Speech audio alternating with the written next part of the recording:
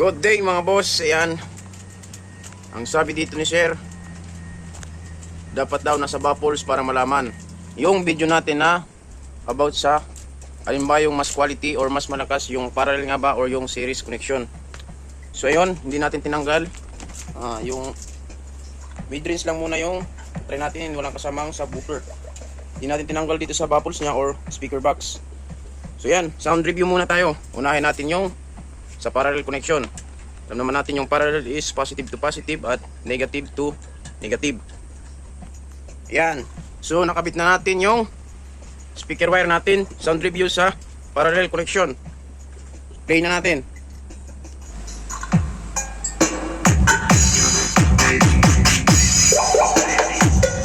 Tanggalin lang natin ng konti yung base nya. Kasi masira kasi naka mid-range lang tayo.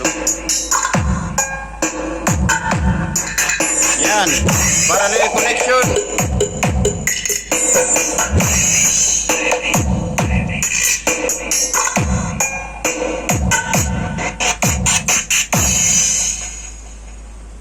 Try naman natin sa series connection. Yan, sa series connection, tatlong wire lang ginamit natin. Positive to negative. So yan, sound review. Lakasan lang natin.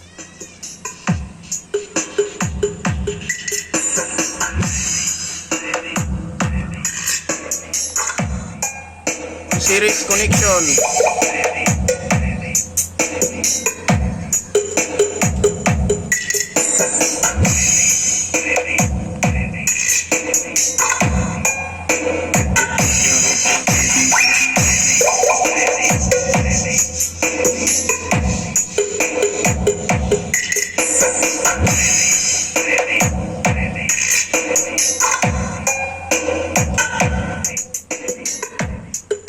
Yan.